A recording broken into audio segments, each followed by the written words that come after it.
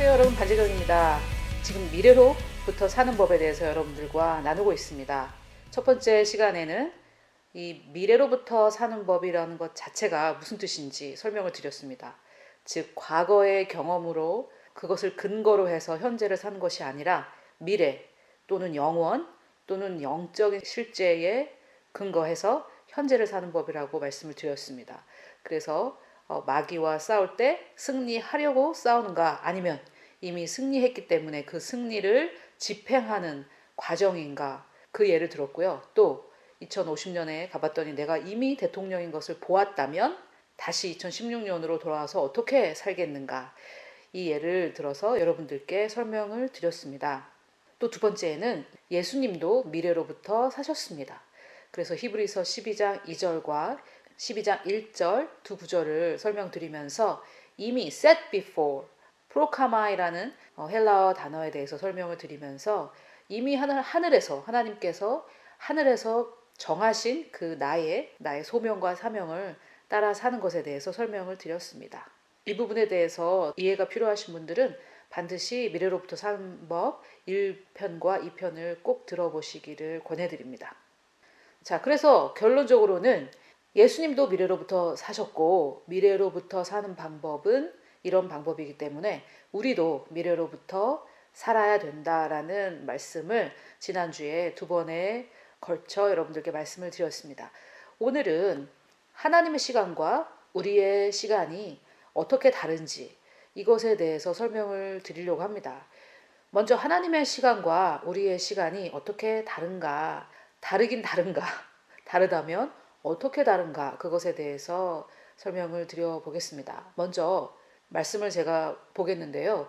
우리의 시간은 과거, 현재, 미래 이렇게 일직선 상에 있다고 보시면 되겠습니다. 그래서 과거의 우리의 시간들이 현재에 영향을 미치고 미래를 이루어간다라고 생각하는 것이 대부분의 생각인데, 미래로부터 사는 이 생각은 미래 또는 영원이 사실은 정말 제가 하고자 하는 말인데요. 이 영원의 현실을 가지고 지금을 살아서 나의 미래, 여기서는 정말 미래요. 나의 미래에, 하나님께서 정하신 그 미래에 도달하는 것이 미래로부터 사는 법입니다. 그래서 하나님의 시간은 우리의 시간처럼 과거, 현재, 미래 이렇게 일직선상에 있지 않습니다. 그것에 대해서 제가 말씀을 가지고 설명을 드려보겠습니다. 창세기 1장 1절입니다. 태초에 하나님이 천지를 창조하시니라. 자, 이 태초에 하나님께서 천지를 창조하시기 전에 하나님은 이미 존재하셨습니다. 그렇죠? 하나님은 이미 존재해 계셨습니다. 그 당시에 하나님께서 태초에 천지를 창조하실 때의 상태는 땅이 혼돈하고 공허하며 흑암이 깊음 위에 있고 하나님의 영은 수면 위에 운행하시니라. 여기서 1절과 2절 사이에 시간의 간격이 얼마나 많은지 우리는 알 수 없습니다. 또 3절에 하나님이 이르시되, 자, 이때부터 하나님께서 창조하기 시작하시는데, 말씀으로요, 말로 창조를 하시는데 2절과 3절 사이에도 얼마나 많은 시간이 흘렀는지 우리는 알 수 없고, 또 그 시간이라는 것이 우리가 말하는 1년, 2년, 3년 이런 개념의 시간이 아니었습니다. 계속해서 말씀을 보시면 이해가 되실 텐데요. 3절에 하나님께서 이렇게 말씀하십니다. 빛이 있으라 하시니 빛이 있었고, 이제서야 이제 빛이 생겼습니다. 해가 생긴 것이 아니라 빛이라는 그 존재가 생겼습니다.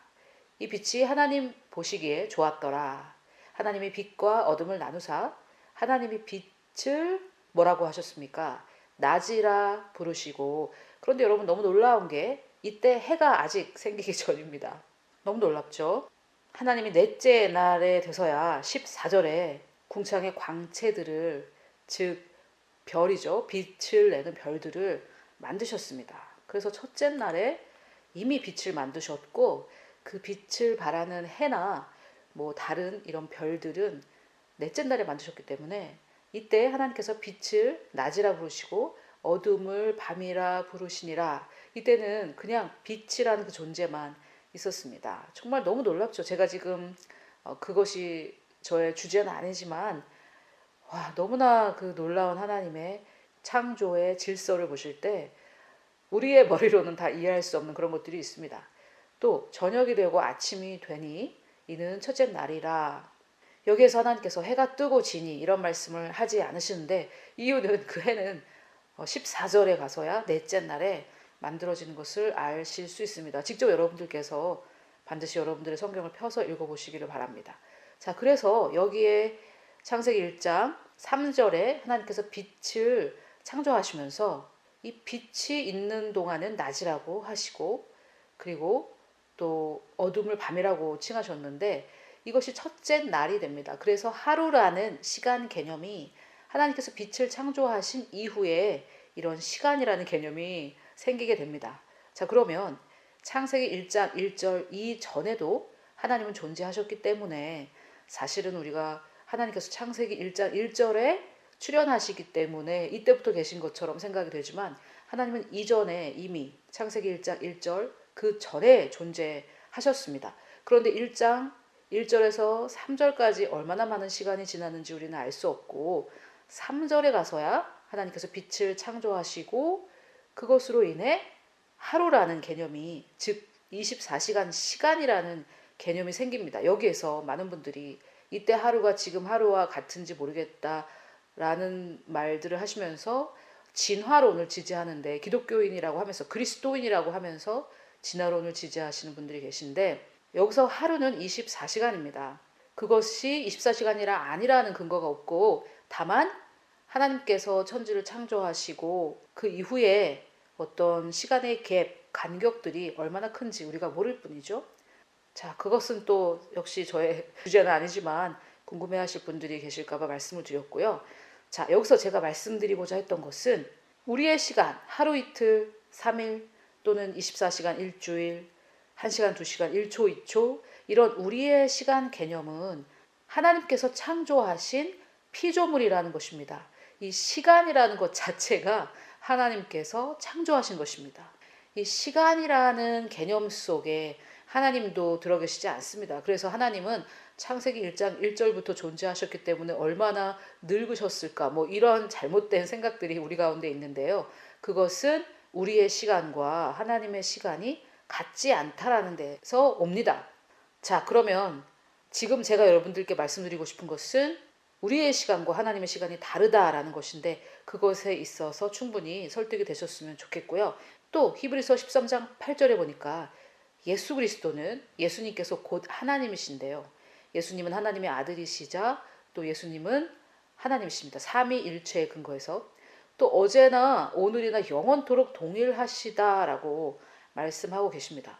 그래서 예수님께서는 어제나 오늘이나 영원토록 동일하시다. 그래서 과거, 현재, 미래를 통틀어서 그분은 동일하시다. 이 과거, 현재, 미래에 지배받거나 영향받지 않으신다, 이런 말씀이겠죠. 그냥 물리적인, 물질적이고 자연적인 얘기를 해보자면, 우리는 과거, 현재, 미래에 우리의 육신이 달라지고 점점점 노화가 되어져 갑니다. 그래서 우리는 시간의 지배를 받고 있다라고 말씀드릴 수 있겠죠. 우리의 영혼 몸의 이 세 가지 중에 우리의 몸은 이 시간의 지배를 철저하게 받고 있습니다. 시간을 여행하거나 할 수 없고, 특별히 하나님께서 우리를 허락하셔서 그런 경험을 하게 하시지 않는 한 우리의 몸은 시간과 공간을 뛰어넘을 수 없는 3차원의 제한을 받고 있습니다. 그렇지만 예수님께서는 어제나 오늘이나 영원토록 동일하십니다. 변화되지 않으십니다. 그래서 이사야 6장에 우시야가 보았던 예수님도 성전의 옷자락이 가득하셨다라고 말하고 있고요. 또 계시록 1장 13절 이하에 보면 예수님의 영원하신 그 모습이 나옵니다. 이 땅에서 흠모할 것도 없고 뭐 이런 모습이 아니라 예수님의 정말 참된 모습, 부활하신 그 예수님의 모습이 또 나옵니다. 그래서 이사야 6장과 계시록 1장을 보시면 그 모습이 동일한 모습이라는 것을 아실 수 있는데요. 이 예수님께서, 영원이라는 시간에 사셨던 예수님께서 잠깐 33년 동안 이 땅에 오셨을 때에는 시간이라는 이 창조물 속으로 들어오셨기 때문에 잠시는 주님께서 다른 모습으로 육신을 입고, 이 땅의 육신, 부활체가 아닌 이 땅의 육신을 입고 사시는 동안에 그 모습은 이 영원한 주님의 모습과 다릅니다. 거기에서도 우리가 우리의 시간과 하나님의 시간이 다르다는 것을 알 수 있는데요. 예수님께서 하나님의 시간, 즉 영원 안에 사셨을 때에는 이사야 6장과 계시록 1장에 나온 그 모습으로 사셨지만 인간의 시간, 즉 하나님께서 창조하신 피조물인 인간의 시간에 내려와 계셨을 동안에는 이 땅의 육신을 입고 오셨고 그 모습은 이 영원의 부활체로서의 예수님 모습과 굉장히 다른 흠모할 것이 하나도 없는 그런 모습이었습니다. 하지만 지금은 예수님께서 부활하셔서 이 땅에서 계셨던 그 육신을 입고 계시지 않고 너무나도 놀랍고 아름다운 모습으로 계십니다. 이 계시록 1장 13절 이후를 읽어보시면 좀 무섭다고 하는 분들도 계신데 무서운 게 아니라 굉장히 놀랍고 광채가 있고 아름다운 그런 모습으로 예수님께서 계십니다. 그래서 또 다른 증거가 되는 구절들도 많이 있지만 제가 창세기 1장과 히브리서 13장 또 이사야 6장 계시록 1장 등등을 빌어서 이 하나님의 시간과 우리의 시간이 정말 다르다라는 것을 말씀을 드렸습니다.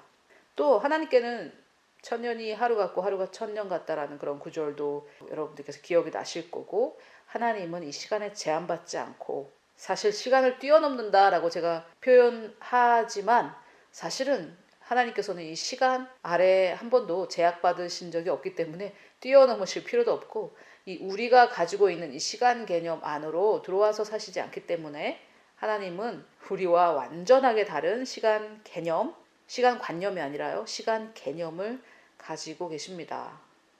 자, 그런데 지금 제가 설명을 하기 때문에 여러분께서 이해는 되시겠지만 또 한편으로는 그러면 그게 뭔가 우리가 가진 이 시간 안으로 들어와 계시지 않는다라는 것은 또 뭔가 이렇게 생각이 되실 수 있는데요.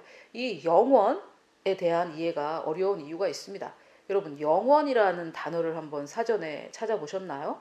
이 영원이라는 단어를 찾아보면 어떤 상태가 끝없이 이어진다. 즉 시간적으로 계속 이어진다라는 그런 뜻이 있고요.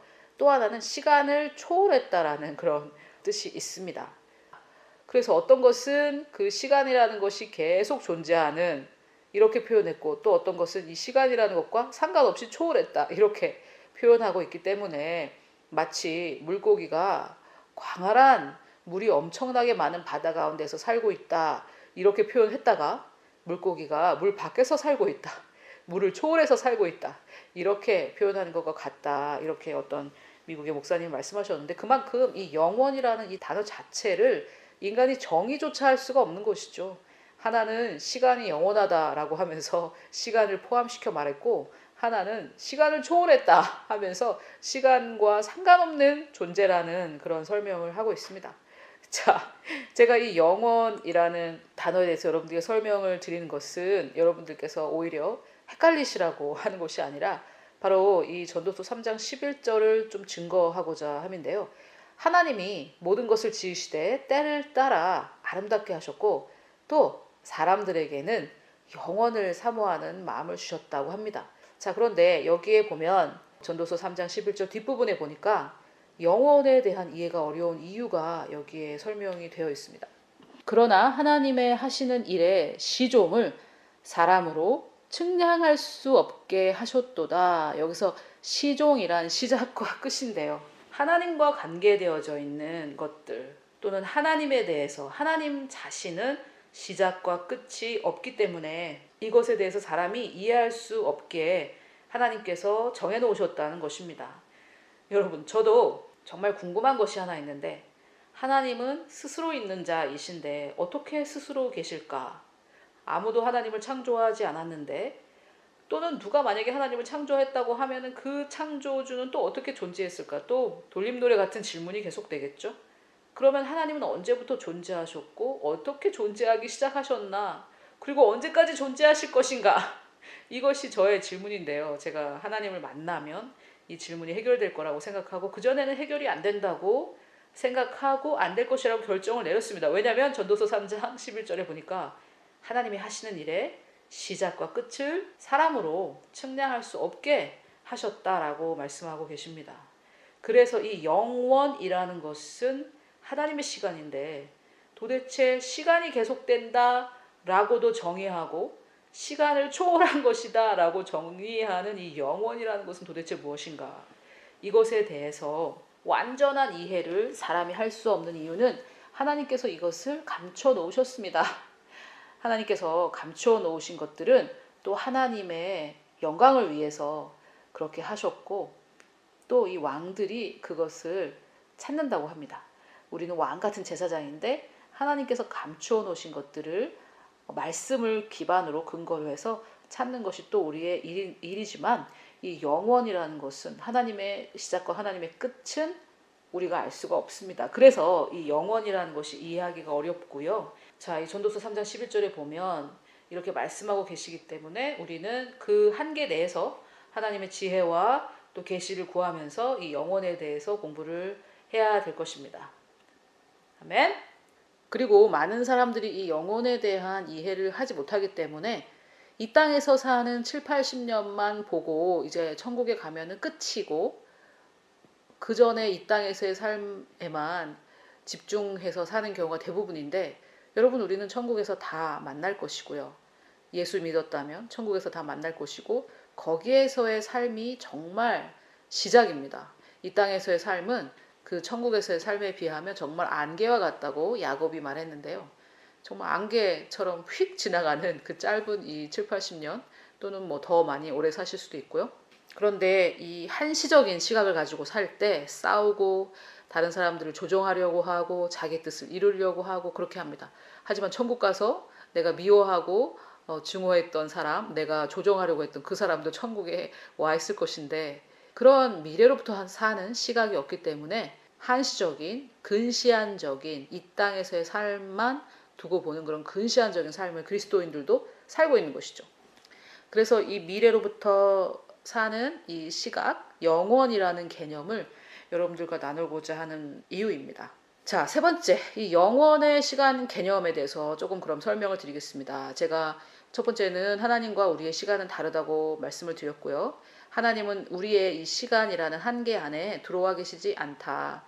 이것을 벗어날 수 없는 우리 인간들은 이것을 벗어나기 위한 어떤 노력으로 타임머신이라는 영화를 또 만드는 거고, 어떤 영혼에 대한 소원함이 있기 때문에 하나님께서 이 영혼을 사모하는 마음을 넣어주셨기 때문에 타임머신이라는 영화도 만들고 그런 것입니다. 또 매트릭스라는 영화도 보시면은 정말 공간과 이 시간을 이동하는 그런 개념들이 나오죠. 바로 이 영혼을 사모하는 마음 때문에 그렇습니다. 그래서 이 영혼이라는 이 시간 개념에 대해서 조금 말씀드렸는데, 일단 우리가 다 이해할 수 없다라는 것에 대해서 다 같이 동의한 상태에서 이 영혼에 대한 시간 개념을 조금 설명해 보겠습니다. 자, 먼저 이 어린 양 예수님은 언제 죽임을 당했는가?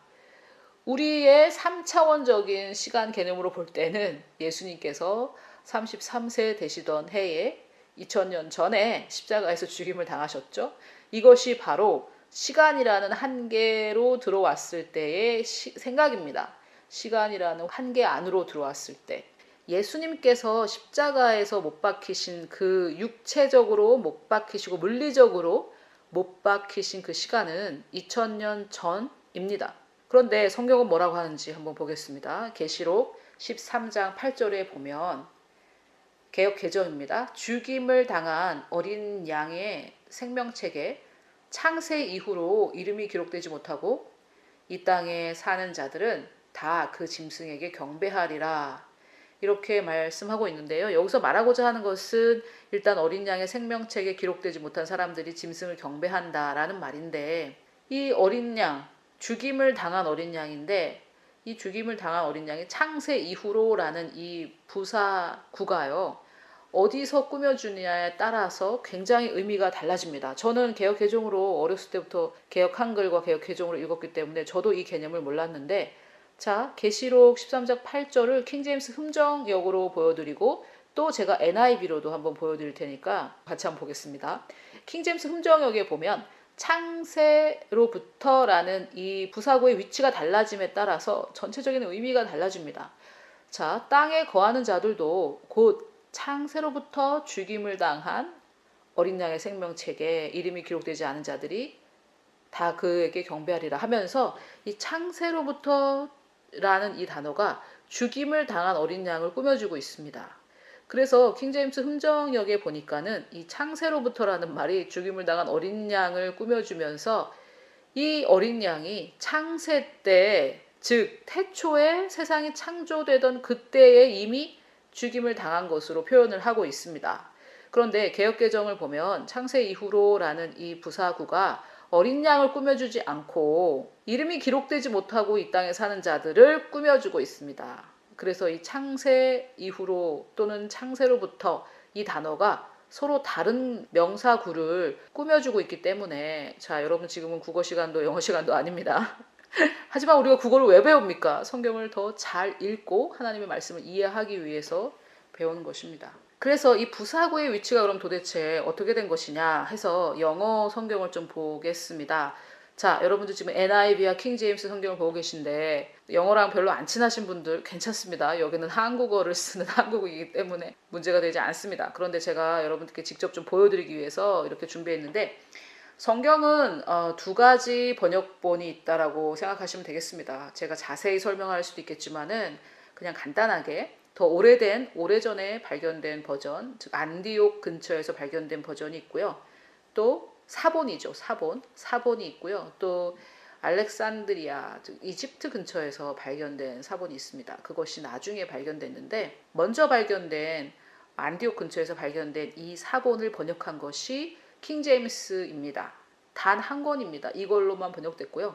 또 그 이후에 알렉산드리아 근처에서 발견된 보다 더 나중에 발견된 사본은 뉴킹 제임스 버전을 비롯하여 나머지 모든 버전으로 번역되었습니다. 그래서 지금 보시는 NIV는 알렉산드리아 지방에서 발견된 사본으로 번역된 거고, 아래에 보시는 킹 제임스 버전은 오래전에 더 오래된 사본인 안디옥 근처에서 발견된 사본입니다. 자, 그래서 킹 제임스 버전을 좀 더 권위를 두고 이것이 더 보수적인 버전이라고 말하고 있는 것인데요. 저는 지금 어떤 것이 옳고 어떤 것이 틀리다 그 얘기를 하는 것이 아니라, 영어 성경으로 보니까 NIV든 킹 제임스 버전이든 From the creation of the world라는 이 부사구가 전부 다 The lamb that was slain, 죽임당한 어린 양을 꾸며주고 있다라는 것을 지금 제가 말씀드리고 있는 것입니다. 킹 제임스 흠정, 한국어로 번역된 킹 제임스 흠정역은 킹 제임스에서 번역된 것이고, 개역개정은 킹 제임스에서 번역된 것이 아닙니다. 만약에 NIV를 참고했다고 하더라도 많이 달라졌다고 볼 수 있겠죠. 그래서 이 NIV나 킹 제임스나 둘 다 From the creation of the world, 이 부사구가 둘 다 The Lamb, 어린 양을 꾸며주고 있습니다. 여기서 지금 여러분들이 보시다시피 차이는 이 that 하나밖에 없습니다. 이 that이 빠졌냐 뭐 안 빠졌냐, that was가, 이거는 그냥 영어적인 표현이기 때문에 이 NIV나 킹 제임스가 거의 비슷하게, 거의 다 똑같게 이렇게 번역이 되었습니다. 눈으로 확인이 되셨죠? 그렇다면 여기에서 이 예수 그리스도이신 이 어린 양은 언제 죽임을 당했다는 것을 우리가 알 수 있겠습니까? From the creation of the world, 창세, 이 세상이 창조될 때부터 예수님은, 이 어린 양은 벌써 죽임을 당하셨다라는 것이 또 어디에 기록되고 있습니까? 창세기에 기록됩니까? 계시록에 기록됩니까? 또 계시록에 기록되어 있습니다. 성경의 마지막 책에 계시록에 기록되어 있습니다. 자, 그래서 저의 질문은, 그러면 어린 양은 언제 죽임을 당했습니까? 복음서에서 죽임을 당했었습니까? 아니면 창세기 1장 세상을 창조하던 때 이미 죽임을 당하셨습니까? 물론 그 육신이 죽임을 당한 것은 예수 그리스도께서 33세 되던 해에 2000년 전에, 이 시간 선상으로 볼 때는 2000년 전입니다. 하지만 그 영원한 현실은, 영원의 실제, 영적인 실제, 그것은 언제 죽임을 당하셨습니까? 계시록 13장 8절에서 NIV, 킹 제임스 버전 다 통틀어서 정확하게 창세, 세상을 창조하던 그때부터 이미 죽임을 당하셨고 그 영향력이 지금까지 계속되고 있다라고 말씀하고 계십니다. 너무 놀랍죠? 여러분, 바로 이런 것들 때문에 미래로부터 사는 사고방식, 즉 영원이라는 개념을 갖고 계시지 않으면 하나님의 말씀을 이해할 수가 없습니다. 하나님은 우리의 시간과 다른 시간에 계시고, 우리는 이 과거, 현재, 미래라는 일직선상 3차원에 지배받고 있지만은 하나님은 그러시지 않기 때문에, 아니 어떻게 예수님께서 십자가에 못 박히셨는데 어떻게 세상을 창조하던 그때부터 죽임을 당하셨단 말인가. 그래서 번역하는 사람들이 이런 부사구의 위치는, 여러분 부사구라는 것은 아무데나 가도 말이 되는 거기 때문에 번역하는 사람들이 부사구의 위치를 번역을 하면서, 외국어다 보니까 부사구는 적절하게 집어넣을 수 있기 때문에 이 인간의 이해에 맞는 자리로 옮겨놓지 않아 하는 게 제 생각인데요. 만약에 성경이 이 개역 개정 하나밖에 없다면 제가 지금 큰일 날 말을 하고 있는 것이지만, 한국어에도 여러 가지 버전이 있으니까 여러분들이 보시고 스스로 판단하시면 좋겠고요. 제가 킹제임스와 NIV를 동시에 보여드리고 있으니까 의심 없이 저의 주장을 받아들이실 수 있을 겁니다. 자, 그래서 어린 양은 언제 죽임을 당하셨는가? 영원의 관점으로 볼 때는 세상을 창조하던 그 순간에 이미 죽임을 당하셨고, 그 육신의 실제는 2000년 전에 표출이 되었다라고 말씀을 드릴 수 있겠습니다. 그리고 도대체 그게 무슨 말이냐, 한국말이긴 한데 이해가 안 되는구나 라고 말씀하시는 이유는 바로 전도서 3장 11절 때문이다 라고 말씀을 드렸습니다. 이 하나님이 하시는 일의 시종, 처음과 끝을 사람이 제대로 이해할 수가 없습니다.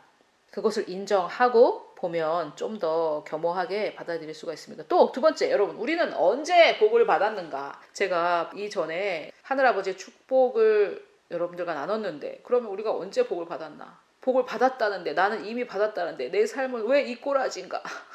이렇게 생각이 들지 않으십니까? 자, 그러면 동일하게 우리는 창세 전에 복을 받았는데, 그 복이 우리 삶에 표출되는 것은 우리가 그것을 마음으로 믿고 입으로 시인하고 하나님의 뜻에 합당할 때, 그때 이 복이 우리의 삶에 성경적일 때 풀어져 나가는 것이죠.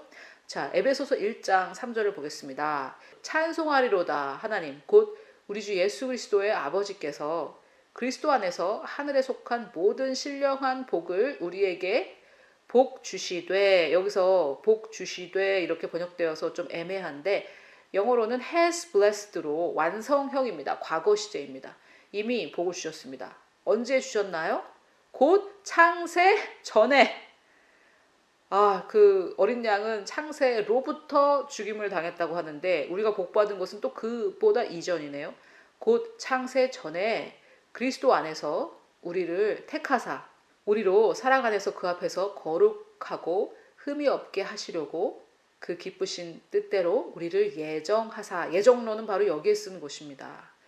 예수 그리스도로 말미암아 자기의 아들들이 되게 하셨으니, 그래서 어떤 사람은 지옥 가라고 정하신 것이 아니라 우리가 그 앞에서, 그 사랑 안에서 그 앞에서 거룩하고 흠이 없게 되는 것, 즉 예수 그리스도의 장성한 분량에 이르는 것이 우리의 첫 번째 부르심으로 이미 예정되어 있습니다. 예수님을 믿은 자들은 동일하게 그 부르심을 받은 것입니다.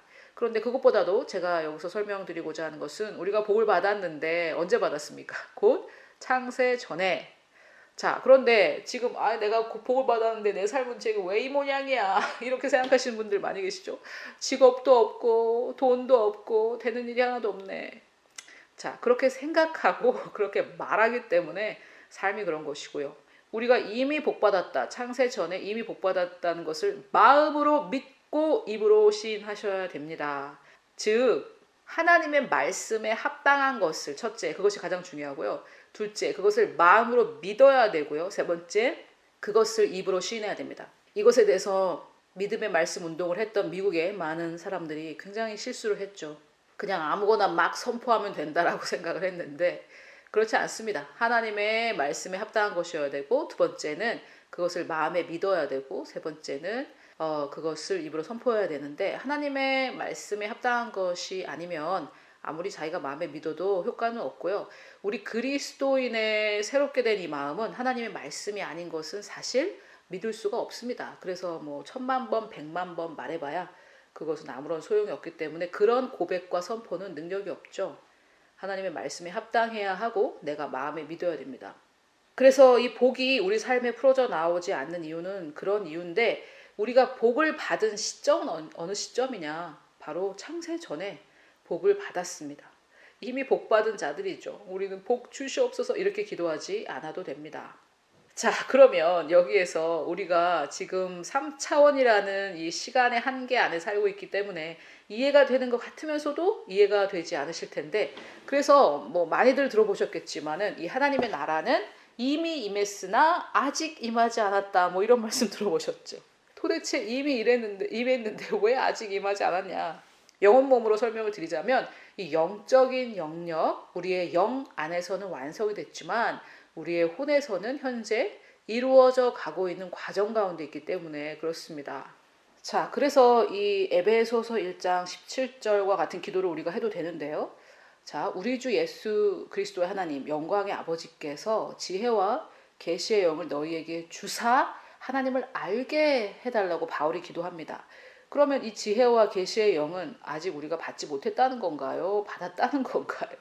이 지혜와 계시가 우리의 영 안에 있는데 모든 것을 복 주셨다고 해놓고 또 그것을 달라고 바울이 이렇게 기도하고 있습니다.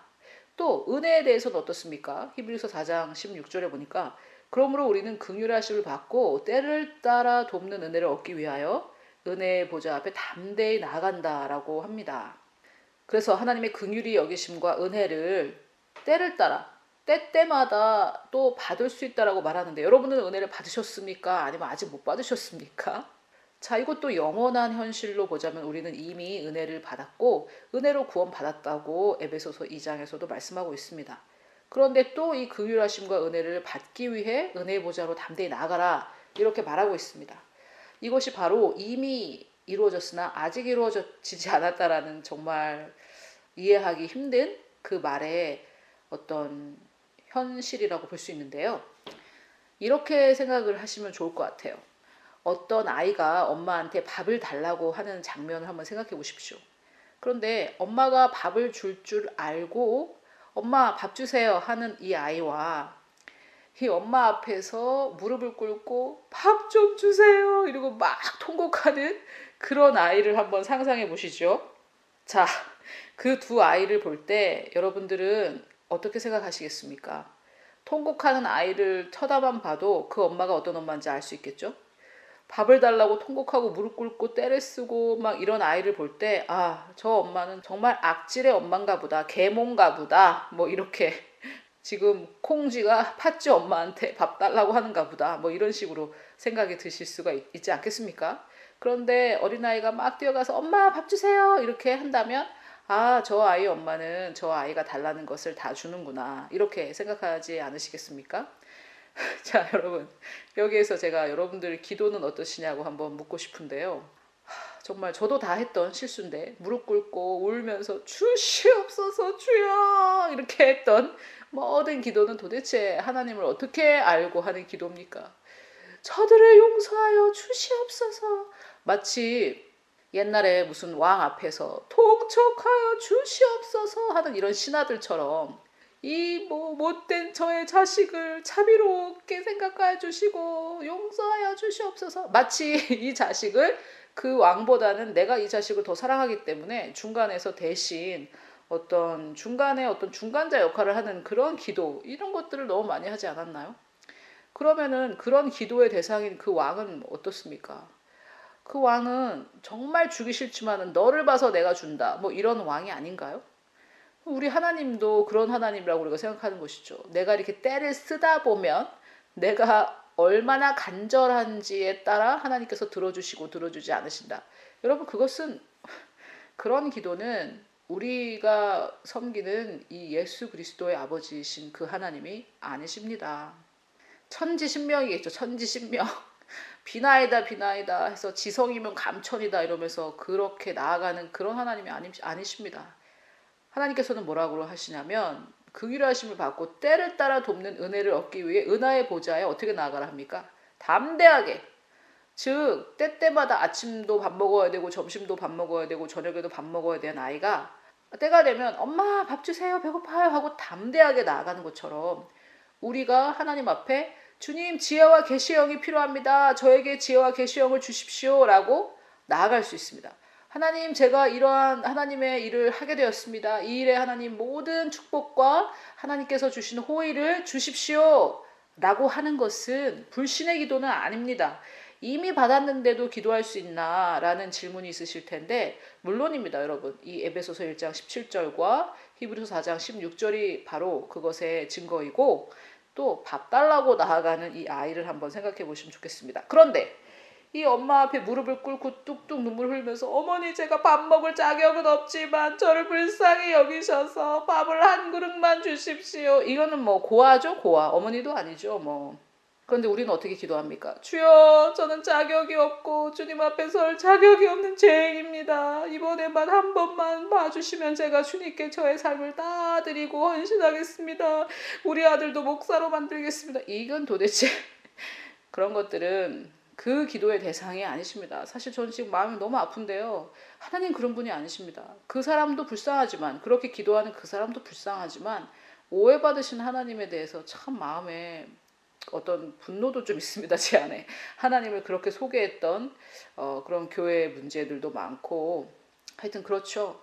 그래서 여러분 뭐 이미 그러나 아직 이 이해하기 어려운 그 표현에 설명을 하자면 그런 것입니다. 우리는 이미 하나님의 긍휼하심을 받고 은혜를 받은 자이지만 우리가 필요할 때마다 아버지 저에게 은혜와 긍휼하심을 주세요 하고 나아갈 수 있습니다. 그리고 하나님 구하는 자에게 주신다고 했기 때문에 주신 줄 믿고 받습니다 라고 하면 되는 거죠. 그래서 여러분 은혜가 필요하십니까? 아버지 저에게 은혜가 필요합니다. 은혜를 주시고 달라고 구하는 자에게 다 주신다고 했으니까 저에게 필요한 은혜를 받은 줄로 믿습니다 하고 받는 것이 믿음입니다. 아멘. 믿음은 정말 눈물 흘리면서 얼굴을 더 이상 찌그릴 수 없는 만큼 찡그리고 떼쓰는 게 기도가 아닙니다. 그거는 믿음이 아닙니다. 그것은 불신이죠. 안 줄 것 같으니까 때를 써야 되겠다. 그런 불신의 기도이기 때문에 하면 할수록 여러분의 삶이 꼬이실 겁니다. 자, 제가 여러분의 어떤 교리와 여러분의 신학을 완전히 다 뒤엎고 있다는 것을 잘 알고 있는데 여러분들께서 더 필요하시면 더 좋은 기도 방법 한 가지라는 책이 있으니까 기도에 대해서 그것을 한번 읽어보시면 좋겠습니다. 자, 그래서 제가 여러분들께 설명하고 있는 것은 하나님의 시간과 우리의 시간이 다르다. 거기에서 오는 혼란에 대해서 말씀드렸고요. 또 영혼에 대해서 이해하기 어려운 이유는 우리에게 그것이 어느 정도 가려져 있다라고 말씀을 드렸습니다. 또 이 영혼의 시간의 개념을 우리가 좀 알아야 되는데 어린 양이 창세로부터 죽임을 당했지만 그것의 현실은 육체적인 현실은 2000년 전에 표출이 되었고 또 우리는 이미 창세 전에 복을 받았지만 우리가 마음을 새롭게 해서 그것이 우리 삶에 표출되는 그 시간은 각각 다를 수 있다. 이것에 대해서도 말씀을 드렸습니다. 그래서 지금 제가 설명한 것은 그럼 이미 축복받았고 이미 내가 복을 받은 자이지만 그 복을 구해도 되는가? 은혜를 이미 받았고 긍휼하심을 받았지만 구해도 되는가? 지혜와 계시를 받았지만 구해도 되는가라고 할 때 답은 yes. 하지만 어떤 자세로 구하느냐? 밥을 얻어먹으려고 정말 통곡하는 그 아이와 같이 구하십니까? 아니면은 이미 하나님께서 나한테 주셨고 주실 것을 알기 때문에 담대하게 때를 따라 나아가십니까? 어떤 자세로? 그런데 이 자세는 어떻게 결정되냐면 진리를 알아야 결정이 되는 거죠. 내가 이미 받았다는 것을 아는 사람만이 담대하게 나아가는 자세를 취할 수 있습니다. 이해가 잘 되실 것입니다. 자, 그래서 여러분 지금 제가 이렇게 말로 설명을 드렸는데요. 다음 시간에는 지금 제가 설명드린 이 개념을 조금 더 우리의 3차원에 살고 있는 우리의 인간이 좀 더 잘 이해하기 위해서 제가 지난번에 사용했던 정체성 그림을 가지고 여러분들께 설명을 드리려고 하는데 그렇게 되면 좀 더 잘 이해가 되실 겁니다.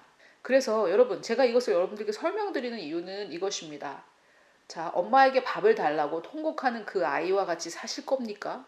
아니면 우리 엄마는 내가 밥을 달라고 하면 주시는 선한 어머니이고 나를 사랑하는 어머니라는 것을 알고 엄마 밥 주세요 이렇게 담대하게 나아가는 그런 삶을 사실 겁니까? 저는 여러분들께서 정말 담대하게 나아가서 하나님의 은혜의 보좌에 담대하게 나아가서 필요를 구하는 그런 삶을 사시기를 저와 여러분이 그런 삶을 사시기를 원하는 마음에서 이 말씀을 전하고 있고요. 우리가 어떻게 할 때 어떤 하나님에 대한 어떤 것을 이해할 때 또는 어떤 시각에서 과거로 사느냐 미래로 사느냐에 따라 참된 우리가 누군지 알 수 있고 우리의 소명은 그때서야 이루어질 수 있습니다. 여러분 지금 이 강의를 듣고 계신 모든 여러분 이 땅에 사는 그 어떤 누구도 그 단 하나의 인생도 중요하지 않은 인생이 없습니다. 제가 여러분이 단 한 사람이 하나님께서 계획하신 그 부르심을 100% 이루고 간다면 이 세상은 놀랍게 변화될 것입니다. 한 사람만이라도 하나님의 부르심을 100% 살 수 있다면 100% 다 사는 사람은 없겠지만 예수님이 그렇게 사셨고 바울도 자기가 그렇게 살았다고 고백했는데 우리 중에도 그런 사람이 하나라도 나온다면 과장이 아니라 이 대한민국의 미래, 이 세상의 미래는 달라집니다. 이 영원이라는 개념이 조금 이해가 어렵기 때문에 지금 아마 힘들게 어렵게 따라오시는 분들도 계실 텐데 포기하지 마시고 끝까지 들으셔서 미래로부터 살아 자신의 정체성이 누군지 깨닫고 부르심을 온전하게 이루시는 저와 여러분이 되시기를 창세로부터 우리를 위해 죽임당한 이 어린 양의 이름 예수 그리스도의 이름으로 축복합니다.